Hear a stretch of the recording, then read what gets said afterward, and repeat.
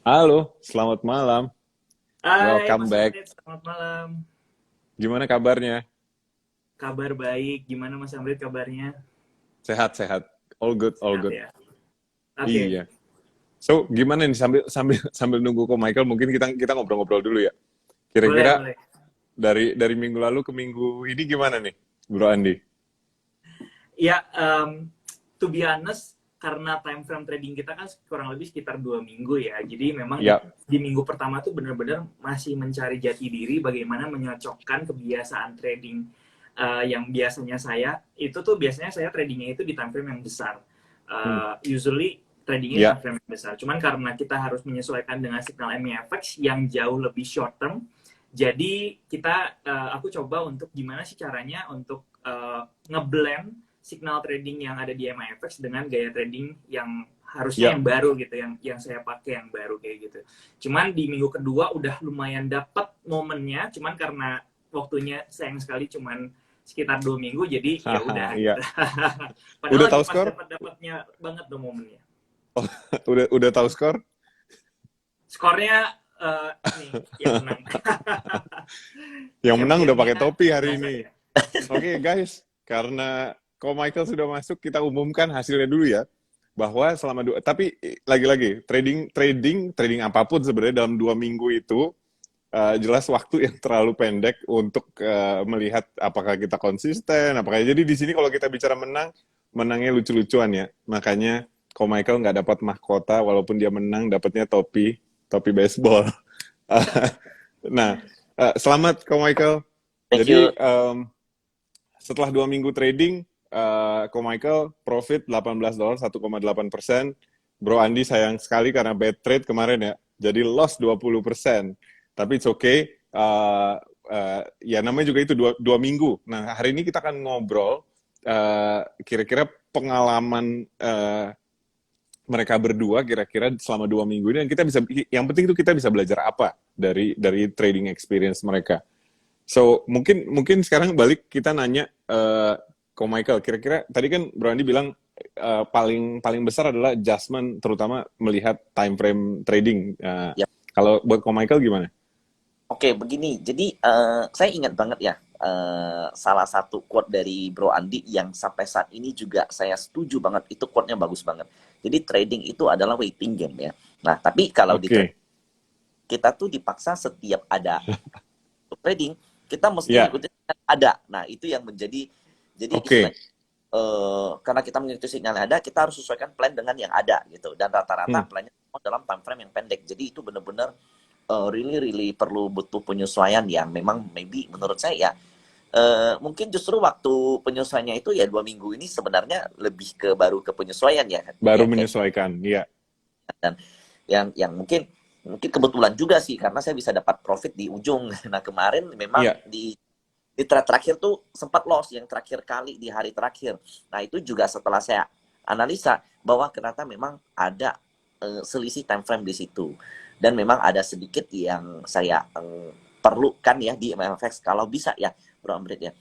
Hmm, Kalau seandainya kita nge-short ya, contohnya ada plan sell gitu ya, tapi kita mau ya. nge-short areal yang udah dikonfirmasi. Contohnya kita Hmm, pengen ini areal yang kita pengen nge-short kalau lewat sini, tapi ya. sinyal muncul di sini karena kita Hmm, takut kalau di sini ntar rebound gitu kan. Nah ya. kalau bisa if gitu kalau ada, nah itu bakal bagus banget karena kalau di MFS kan nggak ada Oke. so Ya, if ya, ya. baru kita beli gitu. Nah, tapi bagusnya di MFX ada pending order. Jadi pending order tuh kalau menyentuh areal sekian baru dieksekusi gitu. Oke. Berarti Nanti maunya if tapi pendingnya nanti di level lain gitu ya? bener, bener. Ada if. Oh, oke.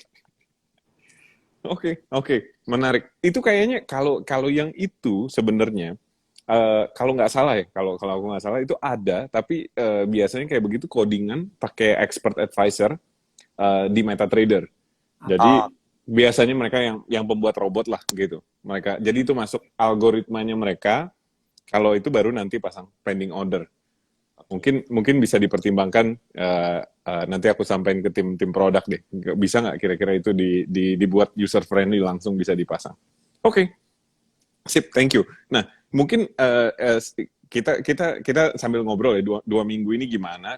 Kalau kita lihat sebenarnya dari data tradingan, kalau Bro Andi cenderung mengambil range SLTP yang lebih besar gitu ya. Kalau Michael ngambilnya lebih kecil. Nah, mungkin ada komen nggak nih? Angkanya sebentar, sorry, angkanya. Jadi kalau jadi highest profit kalau Bro Andi itu di 67 dolar, highest loss-nya di $100. Berarti range-nya anggaplah misalnya kita bisa melihat range-nya 60 sampai 100. Kalau Michael highest profit cuma 43, tapi most loss-nya 16 gitu. Apa memang ini perbedaan style ini bawaan dari saham kah atau ini cuma ya memang waktu itu lagi adaptasi untuk trading forex saja? Mungkin gantian kok Michael duluan, gimana kira-kira? Oh, kalau dari saya mungkin memang adaptasi dari ya silakan. Nah, jadi kalau memang adaptasi saya dari saham tuh memang saya tuh nggak pernah pengen ada loss yang lebih risk rewardnya tuh dari 1:2. Nah, maka dari itu kalau saya udah kena loss ya itu juga at least di plan saya tuh profitnya adalah 2 kali lipat daripada lossnya. Nah, maka dari itu saya usahakan sebisa mungkin menggunakan spread yang kecil. Karena kalau pakai spread gede, karena akan selalu ada hukum yang searah di trading. Semakin gede reward, maka semakin gede risk, kan selalu seperti itu. Kalau kita mau pendek, rewardnya panjang, maka momentum untuk mendapatkan harga posisi tersebut akan makan amat susah gitu. Apalagi ini dalam time frame yang pendek. Maka dari itu memang saya selalu mengejas area stop loss yang tipis. Nah, selanjutnya itu tinggal kita memberikan hasil gitu. Oke, tapi berarti sebenarnya absolutnya nggak masalah ya. Yang penting kalau untuk Michael adalah rasionya gitu. Jadi misalnya katakanlah omong kosong kita bicara, kemarin kan modalnya kurang lebih $1.000 lah gitu kan. Berarti katakanlah dengan modal $1.000, berapa maksimal menurut Michael yang boleh diresikokan dalam satu trade? Boleh nggak kita resikokan 50 atau 100? Boleh nggak gitu? Misalnya kan modalnya kita bicara 1.000 gitu kan. Kalau saya tuh nggak pengen lebih dari 100. Nggak pengen lebih dari 100 ya? Oke. Kenapa? Alasannya kenapa? Karena ketika saya melakukan set taking profit ya, sorry lagi nih, saya pengennya kalau bisa tuh ada trailing stop. Nah, di MFS kan nggak ada trailing stop. Bisanya manual. Kita TP parsial mungkin ya. Iya, betul. Parsial. Nah, TP parsial itu bagus, tapi saya tuh nggak ada waktu untuk ngeliat gitu. Ngeliat pergerakan. Dan cepat, kapan-kapan cepet banget. Maka dari itu, saya usahakan tuh nggak ngedapet risk yang gede. Atau reward yang gede, risk yang gede juga saya usahakan nggak menggunakan seperti itu. Karena saya takut taking profitnya belum kena, baru setengah jalan, lalu tiba-tiba bablas ke bawah karena volatilitas forex kan gede banget gitu. Iya. Oke. Sip. Kalau dari Bro Andi, ini sebenarnya ketika tadi, sorry, mungkin perjelas dikit ketika tadi aku bilang most loss-nya 100, most profit-nya 67, bukan berarti itu bukan SLTP satu trade ya, tapi kebetulan berarti ada trade yang ngambilnya agak jauh kan. Mungkin Bro Andi kemarin minggu lalu juga sempat mention bahwa itu it turn out bad trade lah, kebetulan gitu kan. Tapi kira-kira kalau menurut Bro Andi dari 2 minggu ini idealnya gimana sih kalau modal kita $1.000 dan kita mau trading forex gitu? Iya. Oke, jadi memang ketika waktu itu saya mengalami bad trade tadi, sebenarnya itu kalau di MIFX kan ada 2 signal provider ya. Yang satu tuh kalau nggak salah dari Auto Chartis, yang satu dari Trading Central atau apa. Nah, kebetulan karena awal-awal saya trading itu saya merasa kurang nyaman dengan salah satu signal yang ngasih gitu ya. Karena mungkin time frame trading saya itu biasanya mau di forex atau di saham, saya melihat direction daripada arah trennya itu di daily atau di 4 jam. Tapi kalau di MIFX atau di forex kita trading dengan signal yang dikasih itu, kalau saya perhatikan itu benar-benar lihat directionnya 30 menit, kemudian entry-nya mungkin di 5 menit atau di 1 menit, even 1 menit. Gitu. Jadi benar-benar aku pertama kali kurang bisa ngikutin salah satu signal yang tadi providernya. Jadi aku coba untuk ngikutin yang satunya lagi. Yang satunya lagi itu dengan range-nya yang jauh lebih besar gitu dan panjang. Ketika saya mengalami loss yang kalau nggak salah satu trade itu lossnya sampai $80 atau $90, itu tuh sebenarnya take profitnya saya aim itu di sekitar 150 sesuai juga dengan signal gitu ya. Jadi 1:2 gitu ya, kurang lebih 1:2. Tapi ya aku mikirnya oke, ini harusnya bisa aku maintain terus ya. Cuman hanya dalam 1 jam tiba-tiba udah hit stop loss, itu benar-benar di luar ini banget. Karena aku lagi mencari juga nih menggunakan signal provider yang satunya lagi, oke nggak nih kalau aku terusin sampai ke depannya. Ternyata it turns out itu menghancurkan resikonya jadi jauh lebih besar kan. Jadi profit yang sebelumnya atau loss yang sebelumnya itu jadi kayak nggak ada artinya, kemakan sama satu trading ini aja sih. Jadi itu memang satu hal yang cukup regret juga ya ketika kita mencoba dalam situasi yang cukup ini lumayan, dan waktu itu tradingnya juga di gold yang volatilitasnya juga tiba-tiba tinggi kayak gitu. Tapi kalau misalkan buat saya pribadi, memang idealnya kalau misalkan memang kita menggunakan $1.000 gitu ya, $1.000, trading dengan range yang lebih kecil, itu lebih recommended karena range-nya juga kan kecil ya. Apalagi dengan 0,1 lot. Kalau misalkan memang pengen trading dengan modal kecil, berarti kita harus kecilin time frame-nya tuh. Tapi kalau misalkan kita memang bisa punya modal yang besar untuk trading, itu bisa lebih digedein sedikit time frame-nya buat lebih nyaman juga nggak masalah sih, seperti itu. Oke. Itu poin menarik tadi. Kita bicara trading size, berarti kalau untuk $1.000 rasanya 0,1 itu ideal nggak sih, atau still too big gitu? Kalau menurut Bro Andi?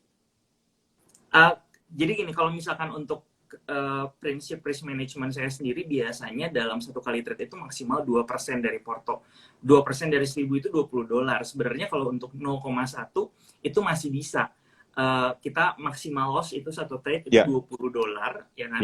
$20, tapi benar-benar tradingnya harus di time frame yang kecil, seperti yang tadi dibilang. Kalau misalkan untuk gold atau silver gitu, yang volatilitasnya dan range-nya cukup tinggi, kita harus benar-benar lebih presisi berarti untuk entry-nya. Itu aja sih yang harus kita pay attention ke sana. Tapi kalau misalkan kita punya modal yang lebih besar lagi, mungkin kita bisa lebih nyaman lagi tuh mainin lot-nya. Karena nanti bisa bukanya 0,2 lot atau 0,15 lot ya, seperti itu. Ya. Kebetulan sebenarnya kita sekarang baru aja launching, baru hari ini sebenarnya. Kita sekarang sudah bisa 0,01. Jadi artinya kalau misalnya modalnya lebih kecil pun jadinya lebih mudah lah, lebih terjangkau gitu. Ini kebetulan aturan baru yang ditunggu-tunggu, microlot, udah ditunggu-tunggu seluruh Indonesia. Malahan banyak sebenarnya trader Indonesia mainnya di broker asing karena ada 0,01. Sekarang untungnya kita sudah punya juga. Oke, sip, thank you, jelas. Nah, sekarang kita ke Ko Michael. Mungkin kalau dari Ko Michael, kan mainnya lebih banyak ke forex kan. Kita melihat mungkin ada beberapa trade oil kalau nggak salah, tapi lebih banyak ke forex gitu kan. Nah, milih forex karena memang volatility-nya lebih kecil, atau ada alasan lain gitu? Pertama, sinyal dari MFX mungkin bisa dikatakan 80% tuh dari per mata uang ya, itu satu. Yang kedua adalah pada saat itu ya, di momen 2 minggu ini memang volatilitas daripada mata uang lebih rendah dan lebih enak untuk dianalisa. Lebih rendah memang, iya. Justru nyarinya berarti volatilitas yang rendah ya, bukan volatilitas yang tinggi. Karena di time frame yang pendek, makanya saya usahakan rendah. Tapi kalau seandainya di time frame contoh daily atau 1 jam, 2 jam, maka volatilitas tinggi justru yang saya cari gitu. Makanya dari awal-awal tuh sempat bingung. Baru bentar, kok udah kena, baru entry bentar kok udah kena, baru entry bentar kok udah kena. Oh, ternyata time frame itu pendek sekali gitu. Ya. Oke. Berarti sebenarnya ketika tadi kita bicara lebih enak lebih enak volatilitas yang rendah karena lebih predictable kah atau lebih? Ya, betul, lebih predictable karena kalau di time frame pendek kan semakin sering kita punya kena false atau sering istilahnya kesalahan atau mistake di time frame yang itu jauh lebih tinggi. Maka dari itu saya usahakan cari yang volatilitasnya rendah. Dan dari itu spread plan saya itu pendek-pendek rata-rata mengikuti plan yang ada. Signal dari plan dari signal yang ada gitu. Dan ini jujur nih ya, ada agak yang saya sedikit bingung adalah kalau kita ngegambarkan, kalau kita sebagai trader kan kita pasti salah satu andalannya itu adalah chart atau candle. Nah, kita terkadang kalau saya analisa, saya tahu saya mau TP di sini, alasannya apa. Nah, tapi kalau di sinyal kan nggak ada. Bener-bener cuman kasih sinyal doang, TP di sekian, ini sekian. Nah, I need to know alasannya apa. Maybe hanya sekedar di chat kasih tahu TP-nya di range mana atau stop loss-nya di mana. Bakal kelihatan. Karena kalau yang dikasih di signal saat ini kan hanya chat-nya doang gitu. Tapi nggak ada TP-nya di seberapa persen, stop loss-nya di berapa persen gitu. Oke, ya menarik. Itu sebenarnya poin yang bisa kita sampaikan ke Auto Chartis dan Trading Central sih sebenarnya. Mereka sebenarnya punya, ada punya. Jadi kalau untuk beberapa nasabah kita yang premium gitu, mereka punya akses ke Auto Chartis dan Trading Central langsung. Di dashboard itu sebenarnya analisanya lengkap. Cuma mungkin ketika diturunkan ke dalam mobile app, ya informasinya banyak yang otomatis terfilter. Tapi itu masukan yang bagus. Berarti mungkin kita sebagai pengguna signal, kita sebenarnya mau tahu kenapa take profitnya di situ gitu ya. Maksudnya setidaknya strateginya apa gitu. Supaya kita nyontek juga kita tahu apa yang kita contek gitu ya. Betul. Ya. Contohnya ini stop bawah banget. Saya nggak mau, saya bisa adjust naikin. Kan ada chartnya tuh waktu di signal tuh. Nah itu bisa masukin di situ, bakal membantu banget, bakal helpful banget bro. Oke, sip, clear. Nah, sekarang berbalik ke Bro Andi. Mungkin kita bicara sedikit mengenai psikologis trading, gitu ya. Nggak sedih kan kalah dari Komaika? Saya senang, justru saya happy banyak dapat pembelajaran, terus bisa duel sama Bro Michael juga kan, euforianya bener-bener kerasa. Sip, bercanda. Oke, jadi lagi-lagi guys, 2 minggu is no benchmark lah. Tapi ketika mengalami bad trade dan ini kan kompetisi juga cuma 2 minggu, berarti udah tinggal seminggu lagi nih. Apakah tetap disiplin mengikuti plan atau sempat mulai lebih agresif nih? Jujur kalau boleh di-share. Pastinya jauh lebih agresif. Kenapa? Karena jauh lebih agresif. Balik lagi kompetisi, kita benar-benar gimana caranya pengen sekompetitif mungkin gitu ya. Jadi saya berusaha untuk gimana caranya bisa jauh lebih perform daripada minggu sebelumnya. Salah satu yang kemarin ini saya sempat lakukan adalah kemarin kebetulan ada news yang cukup high impact terhadap volatility daripada pair USD, yaitu FOMC ya, the Fed. Jadi waktu itu memang saya prepare itu tuh kalau nggak salah beritanya itu kan rilisnya tuh jam 2 atau acaranya kan jam 2 subuh ya. Jadi memang aku udah coba untuk prepare dari 2 jam sebelumnya. Kemudian memang my view dengan signal MEFX itu memang sama gitu ya, selaras, yaitu sell short kemarin. Jadi saya udah sell short duluan 2 jam sebelumnya.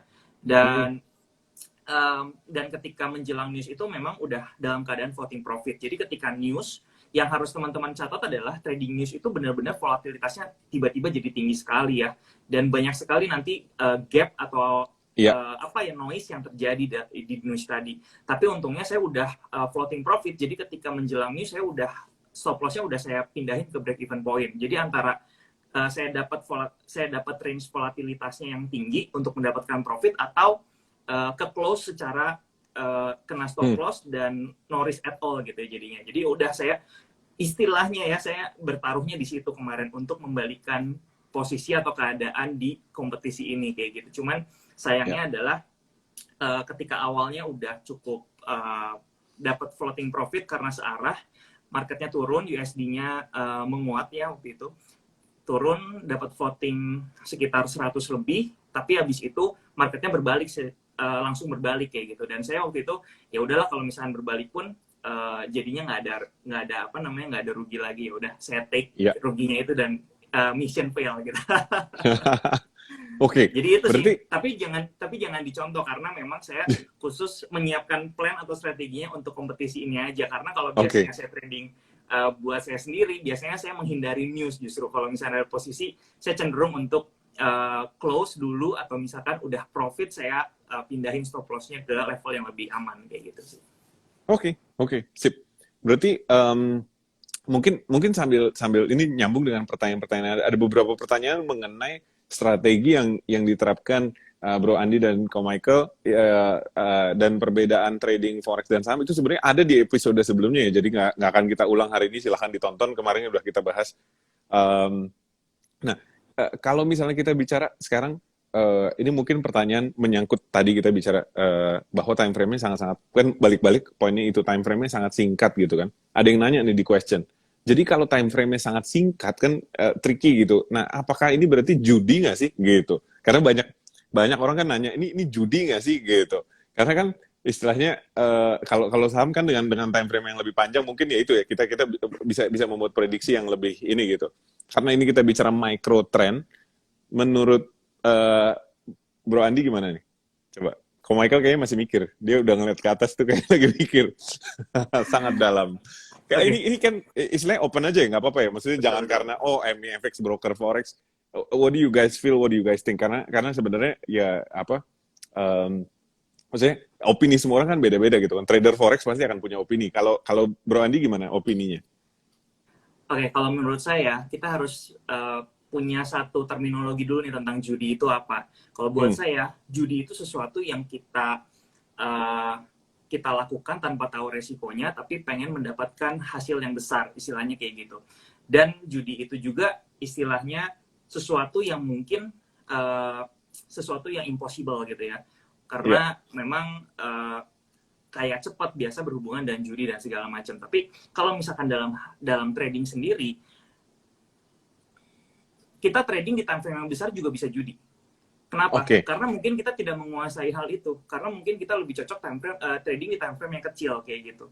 Dan kalau misalnya kita sudah nyaman trading di time frame yang kecil, kita tahu resikonya apa, menurut saya itu sesuatu hal yang kita ambil dengan kesadaran resiko masing-masing kayak gitu ya. Jadi balik lagi, resiko itu selalu ada, dan resiko itu adalah sesuatu hal yang harus dibayar ketika kita ingin mendapatkan peluang atau opportunity. Kalau saya misalkan seorang trader yang scalping gitu ya, terus tiba-tiba diajakin orang untuk trading dengan jangka waktu yang panjang, itu juga judi menurut saya. Kenapa? Karena kita nggak menguasai, nggak tahu gitu caranya gimana. Dan kalau saya ambil tindakan itu, menurut saya itu judi. Tapi kalau misalkan saya belum menguasai trading di time frame kecil, dan saya mau coba lakuin, itu juga judi gitu. Jadi balik lagi, dealing with ourselves gitu ya, kita lebih mengerti hal yang mana gitu istilahnya. Kalau misalkan sesuatu itu kita udah pelajari dan kita udah ngerti resikonya di balik itu, dan juga bagaimana cara melakukannya, menurut saya itu nggak judi sih. Oke. Ini ada komen yang lucu nih, bisnis buka usaha tapi nggak tahu pasar juga gambling namanya. Berarti benar juga. Ko Michael ada yang mau ditambahkan atau setuju? Iya, bener. Jadi soal judi sih itu lebih ke bukan cuma soal forex sih, soal kehidupan apapun kalau kita nggak ngerti, maka itu kita sedang melakukan yang namanya judi. Nah, jadi kan konotasinya negatif dan bisa memberikan impact yang buruk ke dalam kehidupan kita. Nah, let's say kalau dana yang kita putar di investasi atau di forex hanya sebesar 10% dari tabungan kita, apakah itu judi? Ya, jelas sampai hangus pun juga enggak kan? Karena itu hanya 10% dari tabungan kita. Nah, itu satu dulu konsep. Terus yang kedua mengenai teknis dari time frame trading di time frame pendek. Maka to be honest ya, trading di time frame pendek itu harus punya tingkat kejelian atau bisa dikatakan tingkat profesionalitas yang harus semakin tinggi gitu. Karena time frame pendek itu memang false-nya gede banget gitu. Yang kita tahu kalau di support di technical analysis kan kita tahu yang namanya support atau resistance. Dan support dan resistance ini sendiri ada yang namanya minor, ada yang namanya major. Nah, di sinyalnya dalam time frame pendek, maka kita akan lebih sering mendapatkan sinyal di support yang minor. Artinya support yang ringkih gitu, yang gampang di break, gampang menjadi false. Nah, itulah yang menjadi sedikit mungkin nggak cocok kalau teman-teman masih pemula gitu. Kalau teman-teman masih udah lama, akan jauh lebih baik mulai dari time frame yang besar, baru masuk ke yang kecil. Kalau langsung ke kecil pasti mabuk banget ngelihatnya gitu. Dan let's say kalau mau dikatakan judi, kalian maksain di time frame pendek, bisa saya katakan seperti itu. Kalau kalian nggak ngerti gitu. Berarti key-nya kita mengerti resikonya dan kita mengerti apa yang kita ini ya. Jadi nggak ngasal lah gitu. Oke. Sip. Terus mungkin pertanyaan untuk Ko Michael, kalau misalnya kan di forex kan Ko Michael kebetulan yang banyak trading forex. Kalau kita melihat di aplikasi itu kan provider sinyal tadi kita bilang ada 2, bahkan sebenarnya sekarang ada 3. Cuman yang satu memang signalnya kuantitinya lebih sedikit, jadi yang kelihatan 2 itulah. Nah, jadi antara provider signal ini seringkali bertentangan kan, atau misalnya bahkan provider yang sama dia bilang buy, habis setengah jam dia bilang sell gitu kan. Tapi sebenarnya harganya masih within the range gitu. Nah, ini ada pertanyaan di questions nih. Kira-kira kalau terjadi seperti itu sarannya apa nih gitu? Oke, jadi memang saya pernah ketemukan satu pair yang sama, satu buy, satu sell. Tapi setelah saya perhatikan area belinya, itu berbeda. Area belinya berbeda. Dan terus terang saya nggak tahu alasan kedua provider ini melakukan pembelian di area tersebut. Karena berdasarkan analisa saya juga harusnya nggak di angka ini. Nah, jadi gunakanlah paling mendekati dengan analisa kalian. Dan itu, jadi gini, siapapun yang menganalisa, nggak akan ada yang 100% benar. Yang benar adalah market. Itu satu. Itu kita pasti setuju, siapapun soal itu.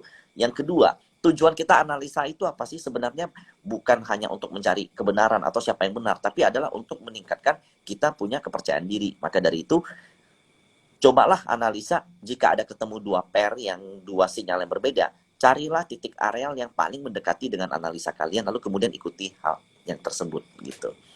Kalau seandainya salah, ya nggak apa-apa. Kalian mendapat pelajaran kenapa salah, kenapa yang benar yang ini. Nah, di situ mungkin karena ada berita, atau mungkin ternyata ada time frame berbeda, atau mungkin ada areal-areal demand yang nggak kita baca gitu. Ya, oke. Terus kalau Michael sendiri trading forex menggunakan, kalau tadi Bro Andi kebetulan udah sempat mention, kira-kira kalau Michael pakai untuk analisa time frame apa aja sih? Sebenarnya kalau menurut saya idealnya tuh mungkin 1 jam 30 menit atau 1 jam lah paling pendek ya kalau menurut saya idealnya gitu. Tapi kalau yang sinyalnya ada di MFX menurut saya di bawah 5 menit atau ya kurang lebih 5 menit. Oke.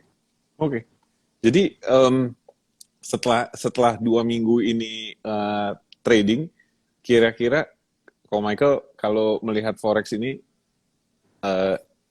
sebagai option yes or no gitu. Kalau cuma yes. Ya, I can say yes. Tapi ada beberapa yang perlu diperbaiki, yaitu adalah sinyalnya. Di mana sinyalnya tuh bukan sinyalnya jelek ya. Saya nggak katakan sinyal. Ada juga yang... Nggak apa-apa, bukan gue yang bikin juga kok. Nggak, bercanda. Yeah. Ada juga yang akurasinya 98%, bayangin. Kan itu hebat banget. Yeah. 98%. Nah, yang perlu diperbaiki adalah informasi dari sinyal tersebut. Nah, sinyal ini alasannya kenapa? Lalu kemudian kenapa TP di sini? Kenapa stop loss di sini? Atau minimal at least kasih areal taking profit dan stop loss. Nah, sehingga kita tahu direction alasan sinyal ini memberikan apa aja. Sehingga trader tuh istilahnya sebenarnya hakikat trader tuh bukan cuma soal mendapatkan uang, tapi bagaimana dia mendapatkan pengalaman dan confidence di market. Kalau hanya ikuti sinyal mentah kan dia hanya jadi robot. Istilahnya dia cuma menjalankan perintah dari robot gitu. Nah, so akan jauh lebih baik kalau dikasih alasan atau reasonnya. Ini di time frame berapa? Menarik banget. Ya, nah, so itu trader jadi ngerasa kayak, oh saya ikutin sinyal ini karena ini. Jadi saya punya pemahaman minimal sama dengan sinyalnya dia gitu. Dan itu bisa meningkatkan kepercayaan diri trader dibanding hanya jadi robot atau mengikuti sinyal yang mentah-mentah udah ada gitu. Jadi apa? Conviction gitu, keyakinan gitu. Ya, conviction terhadap analisa kita sehingga setiap posisi nanti gini. Jadi kalau seandainya ada sinyal yang berbeda pun teman-teman udah tahu, oh saya nggak ambil yang ini, saya ambil yang ini. Karena kita udah terbiasa kan. Jadi kalau seandainya terbiasa ngikut sinyal tanpa tahu alasannya atau tanpa analisa sendiri, maka menurut saya ujung-ujung kita jadi boneka. Oke. Ada pertanyaan lagi mengenai time frame, tadi udah dibahas ya, nanti bisa nonton di IGTV. Sebenarnya di episode sebelumnya juga ada di Trade Venture episode 1. Oke, kita sekarang ke Bro Andi. Kalau Bro Andi, Forex jadinya setelah 2 minggu ini, yes or no, gimana nih? Kira-kira, apakah an option atau... Ya, menurut saya menarik sih. Maksudnya, kalau saya pribadi, prinsipnya seperti ini. Kalau saya pribadi sebagai trader, di mana ada opportunity di situ, kalau misalkan cocok sama kita bisa ambil seperti itu ya. Jadi memang selama ini juga sebenarnya saya masih aktif juga di forex trading, tapi lebih fokusnya itu di indeks karena kan memang di MIFX juga ada indeks dan juga di gold ya, di gold. Jadi biasanya saya lebih cocoknya di dua ini.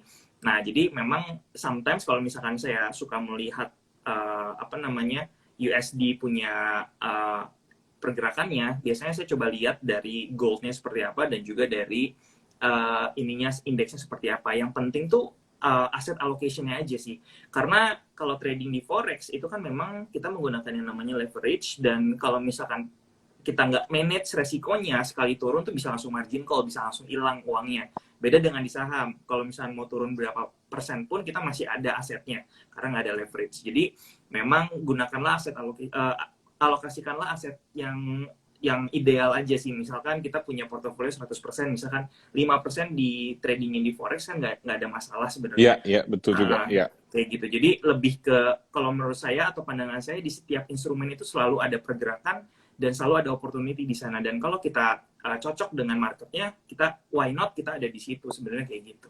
Yap. Oke. Menarik. So, kalau misalnya oh iya, by the way, teman-teman yang mau nyobain, kita ada bisa download aplikasi MEFX di App Store, Play Store. Kita ada akun demo ya. Jadi nyobain semua ini nggak perlu dengan akun real, bisa dengan akun demo. Yaitu kalau profit nggak dibayar, kalau profit tidak bisa di withdraw, kalau loss tapi nggak usah bayar ya. Dapat uang $10,000 bisa dicobain, semua toolsnya lengkap, komplit. Oke. So, kalau misalnya begitu berarti forex itu as an option, berarti bisa kita bilang kita punya portfolio katakanlah 100% uang trading atau investasi kita split sebagian untuk invest, sebagian untuk trade, terus kemudian trade-nya kita split lagi ke forex gitu ya. Betul. Terus habis itu yang di forex pun kita perlu split per posisi gitu ya, yang tadi per peluru itu ya. Oh iya, benar banget. Per resiko lah istilahnya. Jadi setiap trading tuh dibatasin resikonya berapa. Jadi nggak all in lah istilahnya. Jadi kita punya deposit 1.000, langsung kita pengen aim-nya itu untuk dapat profit 10.000 dalam satu kali trade atau 100% dalam satu kali trade kayak gitu. Jadi memang harus diatur resikonya setiap kali trade kayak gitu. Oke. Kalau misalnya sekarang kita bicara mengenai leverage gitu. Kan kalau leverage di MEFX itu sampai dengan 100 kali gitu ya.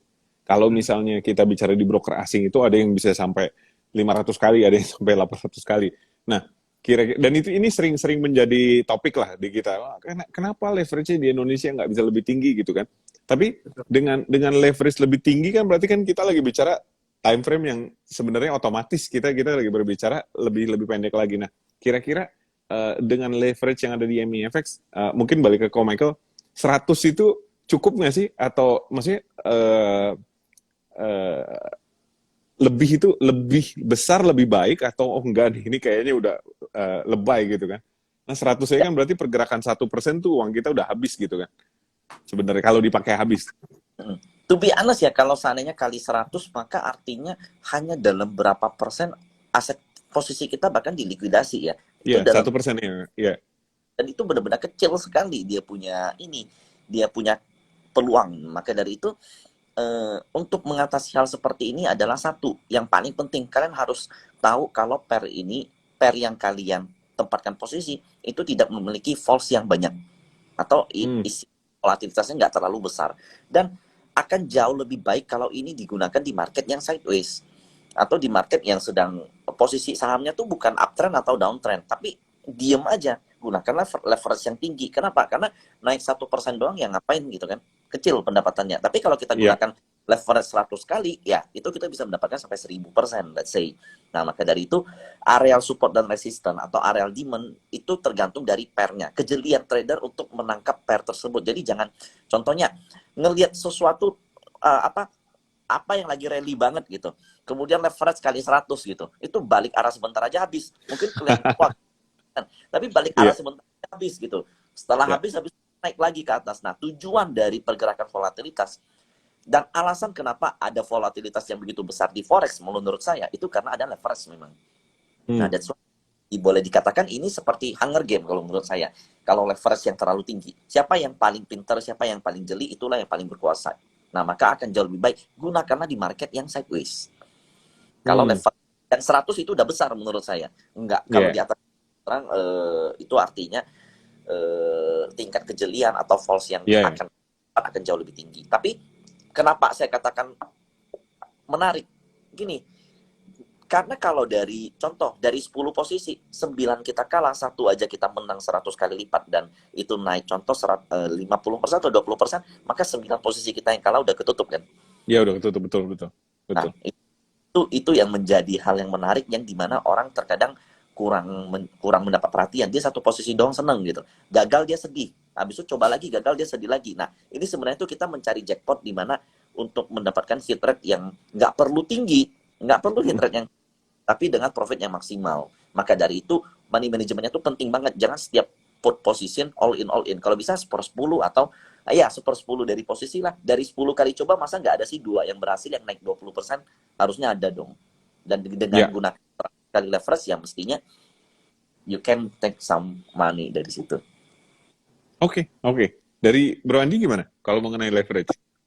Selama Oke, ini trading cukup atau maksudnya oke, mungkin ini unpopular opinion ya, karena gini, saya itu udah sering punya pengalaman trading di leverage yang standarnya itu biasa 1/100. Saya pernah trading di 1/500, saya pernah trading di 1/1000, bahkan beberapa waktu yang lalu saya sempat lihat juga ada leverage yang bisa sampai unlimited kayak gitu. Jadi sebenarnya gini, if we are talking about leverage, biasanya dihubungkan dengan resiko, ya kan? Nah, ya, sebenarnya resiko itu tidak akan menjadi besar dengan leverage yang diberikan kalau kita itu memanage posisi yang kita ambil gitu ya. Jadi leverage itu kan memungkinkan kita untuk open dengan size atau lot yang jauh lebih besar lagi. jauh lebih Misalkan, gede, betul. Ya, ya betul. Misalkan leverage 1/100. Sekali kita buka 0,1 lot, itu margin yang digunakan $100, ya kan? Artinya kita kalau dengan uang atau modal 1000 1000, jadi kita 1000, cuma sorry. bisa, ya kita cuma bisa buka 0,9 lotnya lagi, kayak Hmm. gitu istilahnya. Nah, kalau misalkan 1/500, dia punya apa namanya, atau sorry 1/1000 misalkan ya, leverage-nya lebih besar 1/1000. Artinya satu posisi itu marginnya cuma $10. Artinya kita bisa Ya, buka sampai 9 lot, ya kan, 9 sampai 10 lot, totalnya 10 lot kayak gitu. Nah, itu kita tuh dikasih leverage sebenarnya. Itu tuh memungkinkan kita untuk trading dengan resiko yang jauh lebih besar. Tapi ingat, yang menentukan resiko itu sebenarnya bukan brokernya, bukan leverage-nya, tapi kitanya sebagai trader. Jadi buat saya disuruh trading di apa namanya, dengan leverage yang besar sekalipun, unlimited sekalipun, nggak ada masalahnya buat saya selama saya yang mengatur sizing positionnya sesuai dengan trading plan oke. saya atau sistem trading Ya, saya. ya, ya. Kayak gitu sih. Jadi mau trading dengan leverage berapapun, yang harus kita perhatikan adalah uh, berapa sih resiko setiap trading yang kita apa namanya, yang kita taruh di sana di setiap trading. Kayak gitu. Itu sih menurut saya. Oke, Semoga oke. ke-deliver dengan baik ya gitu. Ya, ya, ya, ke deliver dengan baik. Ada yang nanya, sorry ini pertanyaan mengenai MiFX, apakah leverage bisa disetting? Sebenarnya leverage itu nggak perlu disetting, leverage-nya maksimal 100. Jadi tergantung posisi yang kita ambil, kita ngambil aja posisi sampai mentok. Kalau kita udah full tank, otomatis kita nggak bisa buka posisi lagi gitu. Tapi resikonya, kalau kita full tank, maka kalau posisinya ada yang loss, floating loss, maka kita bisa terkena yang namanya margin call, alias dihubungi melalui email atau melalui telepon untuk store supaya posisinya tidak di-cut gitu. Jadi hati-hati menggunakan leverage. Oke. Nah, jadi kalau sekarang kita masuk mengenai ini kebetulan topik di sini dan tadi ada pertanyaan ini mengenai taking profit gitu. Kalau di forex itu selama 2 minggu ini kita melihat kira-kira profit enaknya kita udah set di awal, target sesuai analisa kita di awal, atau di trailingkan atau gimana nih? Mungkin kali ini dari Bro Andi duluan. Oke, kalau saya pribadi memang memang kalau di dalam trading sendiri saya punya satu prinsip, yaitu cut losses short and let profits run. Artinya kalau misalkan kita memang dalam keadaan yang profit, sebaiknya profitnya itu jangan dibatasin. Kalau misalnya dia masih bisa punya upside potensial, kita lebih baik untuk biarin. Dan biasanya kalau untuk trading forex sendiri, saya biasanya bagi posisinya. Jadi kalau misalkan saya mau buka 0,2 lot, ya misalkan saya bagi nggak langsung open satu posisi 0,2 lot, tapi saya bagi 0,1 lot, 0,1 lot. Tujuannya apa? Tujuannya adalah untuk satu posisi saya akan set take profit minimumnya di misalkan di support atau resistance yang terdekat. Tapi yang satunya lagi, saya akan planning untuk trailing stop kayak gitu. Jadi sampai trennya itu patah, istilahnya seperti itu, sampai dia reversal, dia punya harganya. Itu yang menurut saya ideal, dan selama ini saya cara tradingnya itu seperti itu kayak gitu. Jadi karena saya pernah kemarin ini kan, karena memang kita untuk kompetisi ini 0,1 lot aja ya untuk ininya, untuk bukanya satu posisi 0,1 lot. Jadi di awal itu saya sempat trading, kalau nggak salah itu pound sterling Swiss franc, saya trading itu saya sempat mengalami floating profit sekitar $80 kayak gitu. Cuman karena memang kita tradingnya atau misalkan tradingnya kan nggak terlalu panjang gitu ya, dia punya pergerakannya nggak terlalu cepat juga, Kak. Karena biasa kalau saya swing itu bisa sampai open posisi 1 minggu sampai 2 minggu lebih. Nah itu udah kembali balik arah lagi. Jadi saya mikir kayaknya kan saya harus go with the next trade kan. Jadi saya tutup aja kayak gitu. Jadi memang sedikit balik arah. Akhirnya saya tutup di $50 kayak gitu waktu itu. Jadi memang lumayan tergerus tuh $30. Nah saya ada lagi saya trading tapi saya ada saya waktu itu harus nggak bisa mantau terus, jadi saya set take profitnya di angka segini yang menurut saya udah cukup. Ternyata pertama kali kena area tersebut langsung ketutup, langsung saya dapatkan profitnya sekitar kurang lebih 2 kali dari risk yang saya taruh. Tapi ternyata setelah dilihat marketnya terus turun ke bawah dan itu terus profit harusnya seperti itu ya. Jadi waktu itu saya mikir ini harusnya kalau di trailing tuh enak kayak gitu. Jadi balik lagi sebenarnya kalau mau lebih paling ideal adalah tadi dibagi 2 kayak gitu posisinya. Yang satu memang ada target minimumnya, yang satu di trailing stop. Kalau saya seperti itu. Oke. Sip. Kalau Michael gimana? Oke, menurut saya ya trailing stop is a very important thing to do. Itu satu. Yang kedua, banyak sekali tuh trader yang ngeset, contohnya saya beli di sini kemudian taking profit di sini. Pertanyaan saya, kita aja tahu bahwa candle sendiri tuh kadang banyak ekor-ekornya segala macam. Bisa nggak kita ngeset 100% nyentuh di target? Contoh, saya trading dengan resiko $5, dengan taking profit $20. Saya setting taking profit di $20. Lalu harganya, profit saya, floating profit di $19, lalu balik arah. Sakit hati nggak itu? Itu pasti sakit hati dong. Ya kan? Sakit hati terus kemudian jadi minus. Mungkin nggak? Itu mungkin banget, apalagi di time frame pendek. Nah, sebenarnya menurut saya ya, ketika kita udah floating profit, contoh let's say floating profit 10%, maka kita harus segera menaikkan trailing stop kita minimal setengahnya. Maka kalau turun sisa 5%, ya taking profit lah, habis itu udah beres. Anggap plannya udah beres. Kalau selanjutnya dia mau naik lagi terbang sampai ke taking profit awal kita, nggak masalah.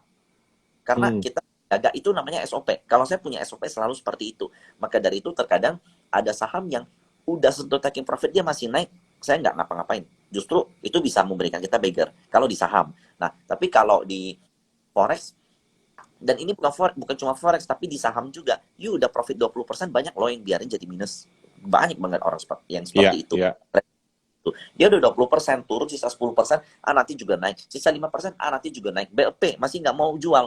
Minus 10%, minus 20%, ujung-ujung nyesal kenapa nggak TP. Nah, saya tuh selalu punya prinsip seperti ini. Kalau kalian udah di dalam mengelola dana fund manager aja ya, itu kalian ada yang namanya taking profit parsial gitu. Contohnya, kalian punya posisi satu saham 9%. Dia naik nih, jadi profit jadi 12%. Posisi kalian 2% harus di taking profit loh. Karena maksimal dari seorang equity fund memiliki satu saham, maksimal porsinya adalah 10%. Jadi kalau udah 2% harus di taking profit. Besoknya naik lagi 5%. 5% harus di taking profit. Itu yang membuat portofolio kita bisa konstan berkembang. Jadi bukan soal beli di sini, jual di sini, beli di sini, jual di sini, beli di sini, jual di sini. No, maka dari itu banyak trader profesional atau yang udah berpengalaman selalu mengatakan money management dan psikologi is number one. Nah, itu kalau kalian mengerti ya. Dan sorry to say, ini saya moga-moga ya, semoga saya salah. Saya banyak perhatikan trader-trader yang sukses dan konsisten, rata-rata jago matematika. Semoga saya salah. Tapi maybe ya minimal kalian harus bisa ngerti hitung-hitungan gitu. Oke. Katos sih deh kalau nggak belum jago latihan gitu ya, mendalami. Ya minimal mendalami matematika gitu. Karena dari kalau minus 50% kalian berani hold, untuk baliknya nggak plus 50% tuh belum balik modal loh. Perlu plus 100% baru balik modal gitu. Ya, maka betul. Kurangi porsi, setengahnya kalian nambah di bawah. Sehingga dia kalau balik sekitar cuma 50%, itu kalian udah profit. Nah, itu perlu money management. Jadi, korelasi antara harga dengan portofolio kita, itu yang amat-amat bersinggungan. Nah, itu seringkali diabaikan sama para trader gitu. Ya. Oke, oke. Mungkin sebelum kita kehabisan waktu nih, ada satu lagi pertanyaan yang cukup cukup menurutku cukup deep nih. Menurut teman-teman berdua nih, kira-kira eh, untuk seorang trader saham, katakanlah average trader saham, untuk pindah ke forex atau untuk nyobain forex as a second instrument, kira-kira learning curve-nya seperti apa sih? Mudah atau susah? Kalau tadi kan kita bicara trading apapun kita perlu ini matematika gitu kan. Apakah forex lebih sulit lagi atau sama aja atau gimana? Kalau menurut mungkin Bro Andi duluan, silahkan. Oke, kalau untuk mekanisme tradingnya justru jauh lebih simpel ya kalau untuk trading forex. Karena balik lagi Karena kalau saya perhatikan, instant execution, maksudnya karena market execution langsung gitu atau? ya karena di forex itu mungkin jauh lebih simpel gitu. Kita bisa entry bisa dua arah, naik turun, buy sell Oh dan iya, oke, oke. Jadi iya, uh, iya, betul, betul. Iya, dan nggak banyak nggak banyak yang berkaitan dengan fundamental karena balik lagi pair mata uang itu adalah sesuatu yang sangat liquid. liquid Dalam ya. satu hari itu perdagangan kurang lebih 6 triliun US dollar itu Iya, berkembang gitu ya. Ada uang sekitar 6 triliun US dollar yang berputar gitu. yang Jadi muter, very ya. very liquid gitu. Jadi memang biasanya kalau misalnya saya pertama kali terjun di forex juga memang dari awal mungkin 90% trader forex itu memang based on technical kayak gitu. Jadi mungkin jauh lebih mudah. Kalau misalkan di saham mungkin kita harus tahu story-nya, company-nya, mungkin ada corporate Hmm, action atau yang lainnya segala macam ya, kita harus ikutin. Mungkin secara mekanisme jauh lebih mudah kayak gitu ya. Cuman karena ini adalah market yang sangat liquid dan kita harus tradingnya benar-benar secara range-nya itu kan, maka ada itu kenapa US dollar, misalkan US dollar, Canadian dollar itu kan range-nya kan sangat kecil ya, dan tiap hari itu ya, mungkin cuma naik turun sekitar 0% sampai 1% aja kayak gitu. Sedangkan di ya, saham kan satu hari mungkin bisa ada yang 15%, ada yang ya. 10%. Jadi kita benar-benar tradingnya itu di time frame dan volatilitas yang sangat rendah. Volatilitasnya tinggi, jadi kita harus turunin di time frame yang rendah. Dan itu adalah satu experience lagi yang harus kita coba untuk gali gimana caranya trading dengan sistematis yang seperti ini. Kalau misalkan di forex kan kita mengcompare dua kekuatan dari mata uang ya. Tapi yang kalau di saham itu kita cuma ngomongin satu ini aja ya, satu jenis company-nya aja biasanya Ya. seperti itu. Jadi mungkin ada sedikit perbedaan dalam sistematis kita cara tradingnya seperti apa dan strateginya pun nanti akan beda sih.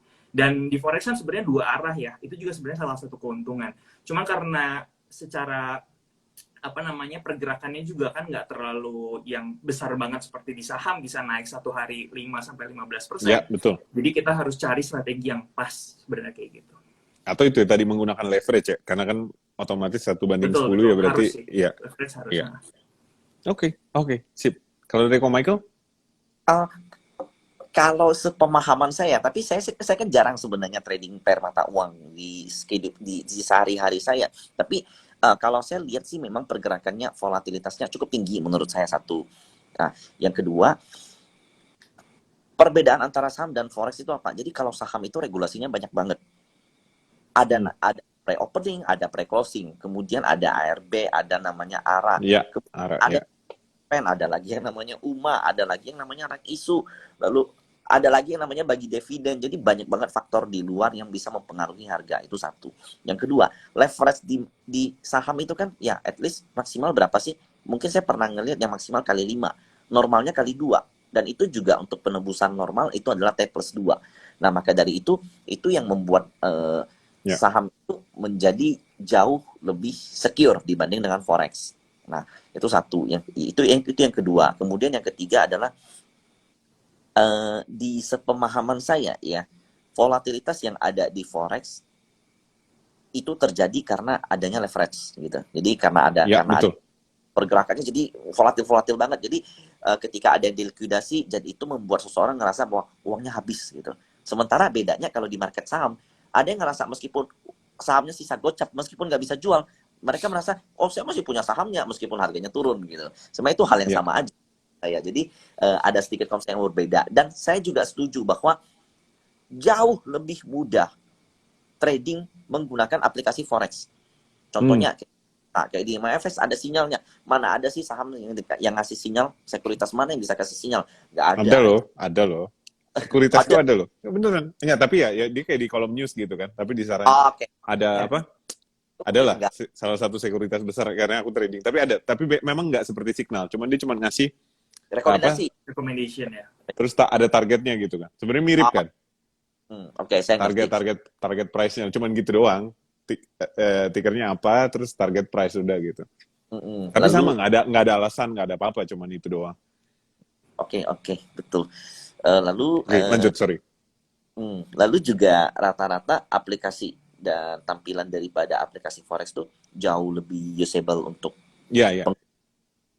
Jadi itu yang semestinya yang kalau kita compare perbedaannya seperti itu. Kalau di saham lebih banyak regulasinya, kalau di forex itu benar-benar berkembang dari sisi teknologi. Tapi tetap tradingnya sebenarnya terlihat mudah, tapi sebenarnya harus hati-hati gitu ya. Benar-benar karena likuiditas. Karena apa? Kita ada potensi kita kena margin call kan. Kalau di saham kan boleh dibilang margin call itu jarang banget sih. Ya, selama tidak menggunakan leverage sebenarnya dia kalau itu nahan aja gitu kan. Ya benar, karena sekuritas kan ada yang namanya MKBD, lalu dia juga nggak berani kasih T+2 sekarang kan, jauh lebih short waktunya untuk pengembalian dana, penggunaan dana, penggunaan dana. Oke, sip. Belajar banyak banget kita hari ini. Thank you guys udah nyobain aplikasi kita dan memberikan feedback yang luar biasa. Semua feedback ini pasti akan kita akan diolah lagi oleh tim produk kita untuk terutama tadi yang mengenai Signal ya. Ada banyak sekali masukan dari Ko Michael, dari Bro Andi. Semoga mereka bisa membuat ini jadi lebih baik lagi. Kira-kira untuk teman-teman yang nonton nih, ada pesan-pesan terakhir nggak? Mungkin dari Bro Andi? Pesan-pesan terakhir ya, oke. Ada nggak? Sebenarnya Maksudnya kalau kan... dari... Sorry, silakan. Oh ya, oke. Jadi mungkin buat teman-teman semua yang nonton ya, mungkin ada yang udah coba trading forex atau ada yang baru tertarik untuk trading forex. Menurut saya kita sebagai seorang trader mungkin mencoba satu instrumen baru itu bukan sesuatu hal yang masalah gitu ya. Maksudnya itu sesuatu hal yang bisa gain experience kita sebenarnya. Jadi balik lagi dalam hal trading paling penting itu adalah yang namanya resiko gitu ya. Jadi selama kita nggak put money terlalu besar dan selama kita ngerti bagaimana trading dengan resiko yang sangat kita jaga dan minimal, sebenarnya semuanya itu fine. Mau trading di saham, mau trading di forex, dua-duanya punya potensi kita bisa mendapatkan keuntungan di dua instrumen tersebut. Mungkin ada yang saat ini nggak pernah trading saham sama sekali, mungkin dari awal sampai akhir trading forex dan mereka sukses di sana. Ada juga yang mungkin trading saham nggak kenal trading forex dan juga sukses dua-duanya di sana. Jadi ini adalah platform atau satu wadah di mana kita sebenarnya bisa masuk di market tersebut dan bisa mencari sesuai dengan apa yang seharusnya kita lakukan di setiap market tersebut. Jadi menurut saya buat teman-teman yang mau coba silahkan, dan yang pasti dipelajari dulu gitu instrumen ini tentang apa dan juga diatur resikonya seperti apa. Itu aja sih. Tadi ada demo juga jadi mereka bisa ini juga. Nah, di saham itu sebenarnya kalau nggak salah jarang banget ada yang bisa demo trading di forex. Di saham. Jadi ini adalah satu keuntungan banget buat teman-teman mau coba untuk trading di forex. Ada demo biasanya, setiap broker itu biasanya ada. Iya, setiap broker punya. Hampir. Oke, thank you. Kalau dari Ko Michael? Seriously, itu adalah fun gitu. Jadi ketika kalian menjadikan trading adalah aktivitas yang menyenangkan atau memang seperti sebuah challenge untuk diri kalian, maka kalian nggak akan terbebani dengan profit dan loss kalian. Dan ketika kalian merasa bahwa ini adalah hal yang menyenangkan, nah maka kalian akan lebih sedikit serius terhadap hal tersebut. Jadi ini justru kontradiktif ya. Orang yang benar-benar pengen dapat duit dari market, dia trading terus gagal justru akhirnya berhenti. Nah yang saya perhatikan orang yang bisa sustain, dia menjadikan trading itu sebagai sesuatu hal yang fun gitu. Dan ketika dia melakukan flashback analisa dan itu membuat mereka bisa sustain di market. Nah kita tuh nggak perlu trader yang karbitan. Jadi hari ini profit, besok loss, habis itu hilang gitu. tiap profit dia pamer, habis tiap loss hilang gitu, ujung-ujung berhenti trading gitu. Nah, itu yang perlu teman-teman catat adalah jika kalian menjadikan trading sebagai sesuatu hal yang fun, mau itu di saham, ataupun reksadana, ataupun di forex, maka apapun itu kalian bakal bisa survive. Dan terus terang, akun yang ada di MyFX ini akan tetap saya olah. Saya mau lipat gandakan lagi nih, meskipun trade venture udah beres gitu. Karena saya masih merasa tertantang terhadap sinyal-sinyal yang ada, dan itu yang membuat saya kayak ini seperti challenge buat saya. Jadi bukan kayak udah selesai habis itu udah, harusnya kan udah beres kan. Tapi ini saya untuk ngelakuin lagi gitu. Jadi kalau iseng-iseng market lagi tutup atau libur, di saham lagi bosan, saya bakal cari plan untuk melipat gandakan uang saya di Sip. Seru tuh, kita tunggu. Sip. Kita cheers. Thank you Kita banget guys. cheers. Kita cheers dulu. Oh, kita tepuk tangan dulu dong. Kita tepuk tangan buat Ko Michael dong. Juara. Tadi ada bercandaan di chat, hadiahnya jam tangan ya. Sip, thank you banget guys untuk Trade Venture, it was really fun. Semoga kita bisa kita semua bisa belajar dan ya yang mau nyobain akhirnya bisa nyobain, bisa take a step forward. Lagi-lagi sekali lagi pahami resikonya whatever you do. Kalau mau belajar, follow MEFX.Indonesia, ada webinar. Tadi udah bilang ada akun demo, di dalam aplikasi ada video. Belajar dulu ya guys. Trade wisely, responsibly, dan all the best untuk Bro Andi, untuk Ko Michael. Ya.